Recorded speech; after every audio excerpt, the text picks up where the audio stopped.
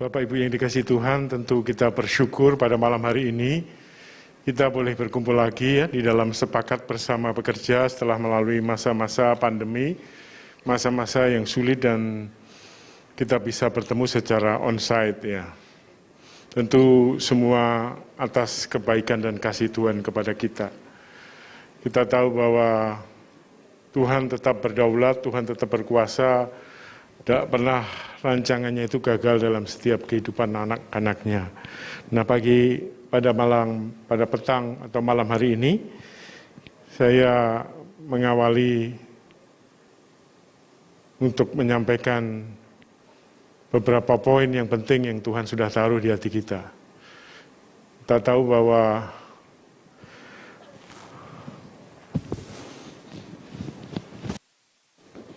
bahwa pakai masker susah bernafas ternyata. Saya memuji Tuhan sambil terengah-engah bukan karena suasananya tetapi karena maskernya rupanya. Ketika masker saya lepas sedikit mengalami kelegaan dan pelepasan ya. Nah Bapak Ibu yang dikasihi Tuhan, pentingnya sebuah kesepakatan. Ya. Banyak sekali seseorang atau organisasi kehilangan apa yang disebut dengan energi yang begitu harusnya digunakan bermanfaat, tetapi karena hal-hal yang tidak disepakati sehingga semua bergerak sendiri-sendiri. Energi sebuah organisasi dihabiskan karena apa? Karena terjadi banyak persoalan yang di dalam perjalanannya ditemukan masalah-masalah. Nah setelah mengenal manajemen maka seringkali organisasi bisa berhasil mencapai tujuannya, mengurangi konflik-konflik yang ada karena ada kesepakatan sejak awal. Kesepakatan itulah yang harus dibuat oleh sebuah organisasi, kalau organisasi itu ingin maju bersama-sama. Karena kalau tidak Bapak Ibu banyak sekali organisasi yang menghabiskan energinya untuk menyelesaikan konflik-konflik internal tetapi tidak memberikan nilai tambah. Kita semua suka tantangan, tetapi jika tantangan itu tidak memberikan nilai tambah, karena sebenarnya masalah-masalah itu hadir, ada karena kita tidak memiliki kesepakatan sebagai sebuah kumpulan orang percaya, apalagi di dalam sebuah gereja, maka banyaklah persoalan-persoalan yang muncul karena tidak memiliki kesepakatan. Karena itu menemukan kesepakatan dahulu adalah sangat penting sebelum kita bergerak bersama-sama mencapai visi dan misi gereja kita. Gereja Allah mempunyai visi yaitu menjadi murid Kristus melalui komunitas sejati, betul ya? Yang memancarkan gerakan kasih Bapa Surgawi untuk menghadirkan kerajaan Allah dalam setiap bidang kehidupan. Tentu ini akan menjadi jargon yang hanya dibaca saja, kecuali kita ada kesepakatan untuk sungguh-sungguh semuanya mau menjadi murid Kristus. Semua apa yang kita lakukan dengan satu tujuan, menjadi murid Kristus melalui komunitas sejati, yang memancarkan gerakan kasih Bapa Surgawi untuk menghadirkan kerajaan Allah di dalam setiap bidang kehidupan. Karena itu Bapak Ibu, penting sekali kita mewaspadai. Kalau saya sebut di dalam, saya memberikan training-training, saya sebut namanya teroris dalam sebuah organisasi. Yaitu orang yang tidak pernah mau kalau diajak kesepakatan, rapat, nggak mau, tetapi setelah selesai rapat, dia paling banyak bicara dan bicaranya di balik-balik pintu. Itu menjadikan gosip dan menyebar ke sana kemari.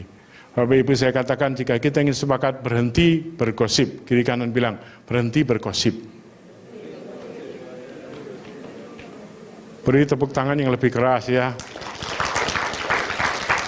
Kalau ada hal yang ingin ditanyakan, tanya langsung, jangan ngajak yang lain. Wah, diskusi dulu. Orang yang digosipkan tidak pernah berubah.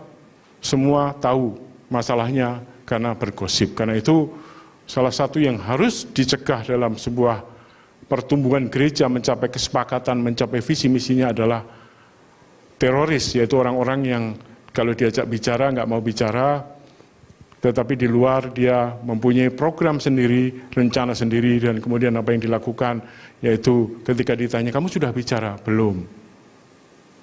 Kristus Yesus sendiri mengajari kita, kalau kamu ada problem, bicara 4 mata. Artinya 2 orang, ya, bukan 4 orang dengan 1 mata. Berbicara langsung, kemudian menasihati, jika orang itu bertobat, selesai, dan finish. Orang itu ditarik kembali, jika tidak, ajak pemimpin orang-orang, karena kesaksian 2-3 orang, maka kuatlah perkara itu. Kemudian itu ditulis dalam Matius 15, dan kita percaya Tuhan begitu mengasihi kita, karena itu bilang kiri kanan, kita mau sepakat hari ini. Ya. Hari ini adalah momentum saja, sebenarnya kesepakatan sudah terjadi. Banyak sekali pembicaraan, diskusi, ya. Saya senang sekali hari-hari ini, jadi Pak Han, Pak Sian, setiap minggu ngajak kita bicara, bertemu, ya. Selesaikan semua masalah, ayo kita hadapi, kita bawa semua ke Tuhan. Area-area pelayanan kita banyak diskusi, bicara semua untuk mencapai kesepakatan. Tuhanlah yang menjadi kekuatan kita. Karena Tuhan bekerja dalam segala sesuatu untuk mendatangkan kebaikan. Bukan Tuhan turut bekerja, saya lebih memilih versi-versi yang original yang mengatakan bahwa Tuhan bekerja dalam segala sesuatu. Roma 8 ayat 28. Next slide, Bapak Ibu. Sepakat berarti memperbaharui pola pikir. Di dalam Roma 12, ya, next slide berikutnya. Boleh ini slide-nya di depan kelihatan, ya. Oke. Di belakang, di sini juga kelihatan. Kita sama-sama melihat, ya. Sepakat berarti memperbaharui pola pikir kita. Jangan ada dusta di antara kita. Kalau ada lagunya Bruri yang sudah meninggal, ya. Kemudian apa? Kita tahu bahwa setiap kita itu punya pikiran yang baik. Kemudian kita punya mindset semua. Dulu saya tidak yakin. Kalau mindset saya berubah, hidup saya berubah, mana mungkin? Saya nggak punya uang, saya berpikir berubah mindset saya terus punya uang. Dulu saya nggak yakin, tetapi ketika saya belajar di dalam Roma 12 ayat 2, saya ini anak raja, saya ini orang diberkati, saya ini diutus untuk menjadi pelayannya, saya ini anak-anak terang. Kesadaran itu membuat tindakan saya berubah. Ketika tindakan saya berubah, makin lama habit saya berubah. Saya salah boleh, tapi salah mengakui. Kenapa? Tidak ada manusia yang tidak salah. Berubah, kemudian lama-lama jadi karakter saya, dan lama-lama ketika saya hari ini ada juga di antara Bapak Ibu, karena perubahan pola pikir. Ketika Tuhan memberkati kita, Tuhan menolong kita, Tuhan membuat kita mampu melakukan yang tidak pernah sebelumnya kita kerjakan. Itu karena kita dari awal sadar perubahan pola pikir. Karena itu Roma 12 ayat 2 menjadi penting. Janganlah kamu serupa dengan dunia ini, tapi berubahlah oleh pembaharuan budi. Bahwa budi kita harus berubah, ya. Termasuk Pak Budiono atau siapa yang namanya Budi-Budi di sini, budinya nggak banyak, saya banyak eko, ya. Budi. Jadi pembaharuan budi yang diperbaharui ini akan membuat hidup kita jadi beda sekali. Mungkin kita masih biasa, tapi mental anak kerajaan itu keren. Kita berjalan bukan orang-orang yang sembarangan. Saya ini ditebus Kristus. Saya ini orang-orang yang dipilih daripada mulanya. Saya ini adalah orang-orang yang diberkati. Saya bukan mengambil, tapi saya memberi. Kesadaran itu membuat hidupnya berubah. Karena itu di dalam Filipi 2 ayat 5, hendaklah engkau di dalam hidupmu bersama menggunakan pikiran dan perasaan Kristus. Nah, itulah yang kita jaga. Ketika kita selalu berpikir seperti itu, kita melihat orang lain juga indah, ya. Tengok kiri kanan, kamu cakep sekali hari ini. Bukan hanya fisiknya, tapi ya pikirannya keren, ya. Kita ada di tempat yang diberkati, gitu ya. Orang-orang yang mendukung kita, orang-orang yang sepakat bersama-sama, ya, kita diberkati luar biasa. Nah, 2 poin saya yang saya sampaikan, yaitu yang pertama di dalam SPK, Bapak Ibu. SPK adalah hal mendasar untuk kita masuk dalam kerajaan Allah. Karena itu saya pengikut Kristus menjadi salah satu pilar gereja, karena Kita semua sesungguhnya bukan hanya warga negara di dalam negara Kesatuan Republik Indonesia, tetapi kita warga negara kerajaan Allah. Nah, goal dari SPK itu mengalami Kristus, menjadi bagian kerajaan Allah. Karena itu bukanlah program semata. Jadi seorang jemaat dia baru kalau sudah mengalami Kristus, kepenuhan roh, juga lahir baru, sudah memiliki prinsip-prinsip pola pikir yang benar, maka dia ikut melayani tentu boleh. Ya, bukan harus SPK dulu, kalau enggak boleh melayani. Itu namanya sudah menjadi Taurat program. Yang penting mengalami, bilang kiri kanan, mengalami. Banyak orang ikut SPK tapi hidupnya enggak berubah juga banyak. Kamu SPK berapa kali? 3 kali. Ikut lagi tapi enggak berubah-berubah. Tapi tentu yang SPK di sini berubah-berubah ya Pak Heri, Pak Tepi ya. Saya tidak menyindir Pak ya. Kemudian menjadi alat penjangkauan, lakukanlah dengan fleksibel. Ya. Karena apa? Kita butuh kecepatan akhir zaman ini. Banyak sekali orang-orang di luar sana sedang mencari jalan. Dan kita punya jalan. Jalan kita yaitu jalan yang lurus, jalan yang diridhoi. Banyak orang mencari jalan lurus dan kita punya jalan lurus sebagai anak-anak kerajaan, tetapi kita tidak bekerja dengan cepat. Karena itu SPK harus menjadi gaya hidup. Kita harus biasa. Yuk kamu belum bertobat, percaya sama Yesus, Yesus satu-satunya jalan masuk dalam kerajaan Allah. Yuk kamu butuh dibaptis. Yuk kamu perlu pimpinan Roh Kudus. Kamu boleh harus dilepaskan segala yang mengikat. Ketika itu menjadi gaya hidup, maka percepatan penjangkauan akan terjadi. Dan bagaimana dengan SPK yang formal, online, terus kita jalankan, karena apa itu? Karena itu mesinnya. Tetapi ada orang yang tidak mau datang, orang yang malu-malu, kita yang mendatangi mereka. Kita akan memenangkan banyak jiwa. Katakan amin. Katakan amin. Katakan amin. Amin ya. Karena itu gaya hidup kita. Dimanapun ada passion, belas kasihan. Orang belum mengenal Kristus di luar kerajaan. Karena Yesus Kristus mati itu untuk semua.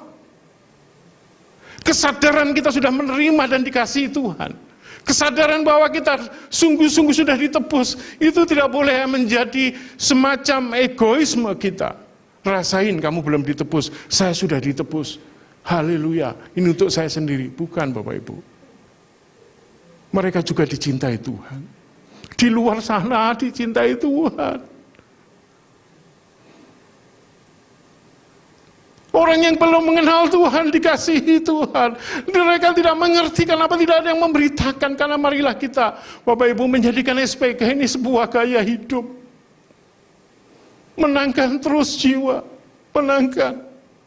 Ajari mereka simple.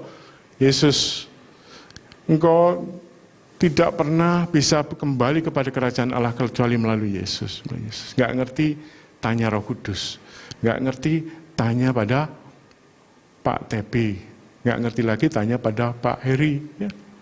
Gak ngerti lagi, tanya pada pengawas area Pak John, Pak Rudi, guru Alkitab di sini ya. Atau Pak Sian dan Pak Han ya. Udah, kalau itu mentok. Ya. Kalau mereka gak ngerti ya, tanya Tuhan ya, bertobatlah, kerajaan Allah sudah dekat berarti. Nah itulah yang kita bersyukur, karena itu di SPK, infonya adalah SPK Bojong, Kerawang ya, kemarin sudah champion komitmen, kita beri tepuk tangan ya. Kemudian SPK online Tubuh Kristus juga sudah menyelesaikan dan awal Oktober melakukan champion komitmen juga ya, kita kedatangan jiwa-jiwa baru. Saya pesan kepada Pak Heri, pada Pak TP juga, kepada tim SPK di Youth dan Light, bahwa mereka harus menjadi jemaat yang tertanam di gereja kita. Karena kalau mereka tidak tertanam, mereka akan berpindah-pindah. Paling enggak mereka kalau belum punya jemaat, berjemaat di kita. Kalau memilih tempat lain, tidak ada masalah. Yang penting dia bertumbuh. Karena kalau dia tidak menetapkan diri, tertanam pada sebuah gereja lokal, maka rapuh, gampang tercabut. Dan itu sangat penting nanti di next poin yang kedua, yaitu yang kedua berikutnya SPK Light ya, CG tanggal 1-2 Oktober, SPA Youth Pro, CG tanggal 8-9 Oktober. Semuanya barengan ya. Mulai baru lagi katanya semua awal tahun depan, betul ya? Pak Eri betul, Pak Tepi betul, Pak Rudi betul ya Pak? Betul ya, semua mulainya tahun depan, tahun ini mau liburan katanya. Enggak, tahun ini mereka tetap menjangkau jiwa. Ya kita beri tepuk tangan untuk tim SPK. Mari setiap Komsel ada jiwa baru, bawa SPK. Kalau mereka nggak mau, jadikan Komsel tempat SPK. Ajari prinsip sederhana. Menjadi murid Kristus, salah satu session di SPK. Keselamatan, dan lain-lain sebagainya, sampai terakhir baptisan Roh Kudus. Yang biasanya dilayani Pak Sian, nggak harus dilayani Pak Sian ya. Semua PKS bisa, semua tim PKS bisa, semua pembina bisa. Inilah Roh Kudus yang bekerja secara dahsyat di akhir zaman ini. Next, berikutnya tentang Komsel. Karena Komsel itu gaya hidup kerajaan Allah. Saya berkali-kali bilang, dan ini semua kita pikirkan dengan sungguh-sungguh, Pak Edilio sampaikan bahwa gereja yang sesungguhnya itu di komunitas. Gereja kita adalah organisasi, kita punya pemimpin, kita punya struktur, itu sangat baik, supaya ketertiban. Tetapi gereja di mana Allah ada adalah di Komsel, supaya di situ semua terbuka dan bertumbuh. Karena esensinya gereja itu di Komsel. Bahkan Tuhan mengatakan, Tuhan ada di antara kita, bahwa diri kita itu bait Allah. Karena itu tidak bisa lepas setiap kita itu punya Komsel. Karena alamat rumah jemaat itu Komsel. Ada nggak pekerja yang belum berkomsel? Nggak mungkin. Karena alamatnya Komsel, bilang kiri kanan. Komselmu alamatnya ada nggak? Kan gitu.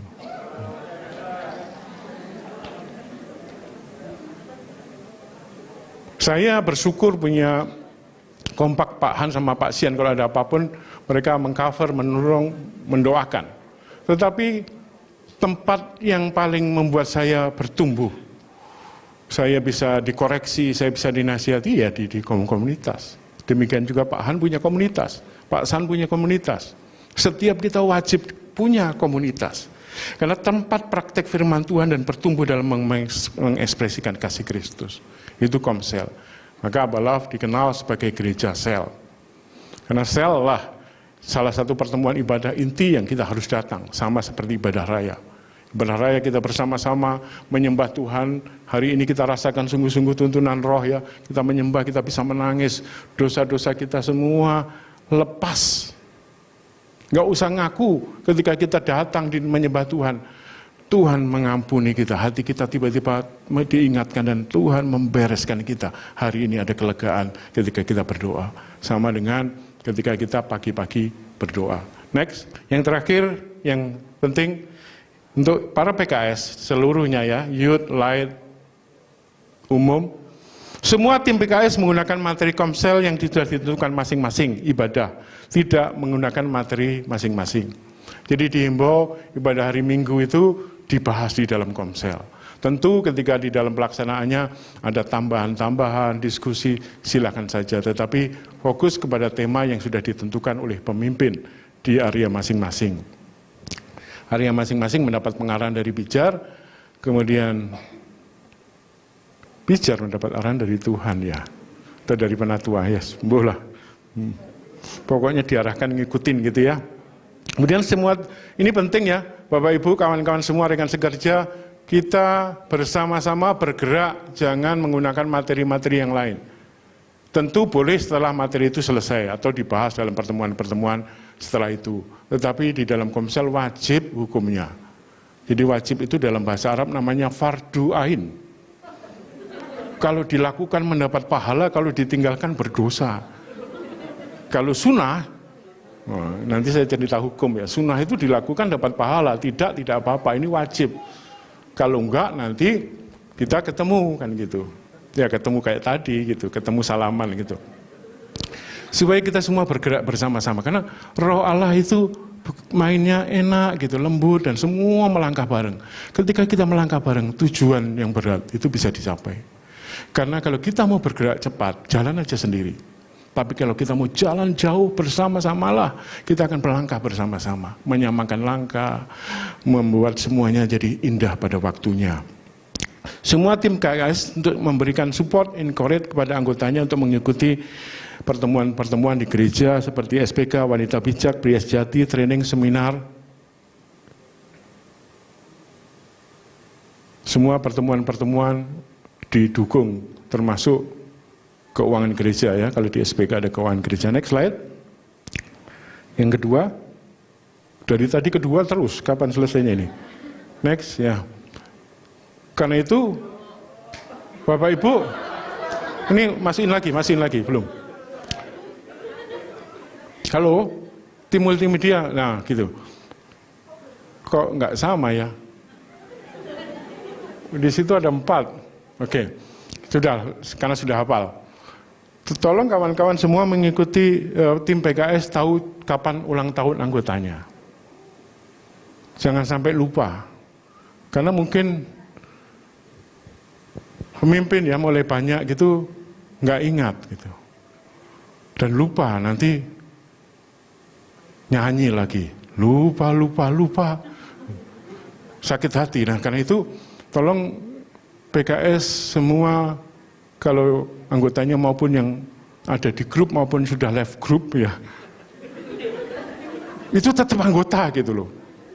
Mungkin dia lagi butuh waktu untuk left gitu ya, doakan aja, jangan dihakimi, terangkul terus, sabar. Tetapi yang tidak boleh lupa hari ulang tahun anggotanya, bilang ke Rikana jangan lupa ya, gitu.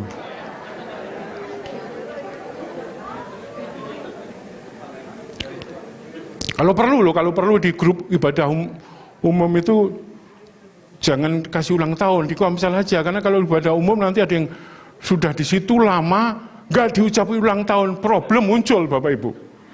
Sekretariat ditelepon, stres sekretariat, mana sekretariat? Sekretariat nggak berhenti di situ, nanti yang diserang Pak Han ini jemaatnya ulang tahun nggak disalami, nggak diundang. Karena Pak Han sudah full time kan gitu. Pak Sian belum diserang sama saya. Ya sudah, itu aja dari saya. Saya percaya Tuhan sedang bergerak di antara kita. Karena itu pakai hidup kita hari-hari ini peka ya, peka. Saya lihat pemulihan-pemulihan sedang terjadi, tetapi pada saat yang sama penampian sedang terjadi. Miliki hati yang murni. Jangan saling curiga, tapi kolaborasi dan bergandengan tangan. Dukung pemimpin kita, dukung pengawas area, dukung tim Komsel, unit-unit pelayanan yang ada. Saya percaya Tuhan begitu dahsyat dan baik. Tuhan memberkati.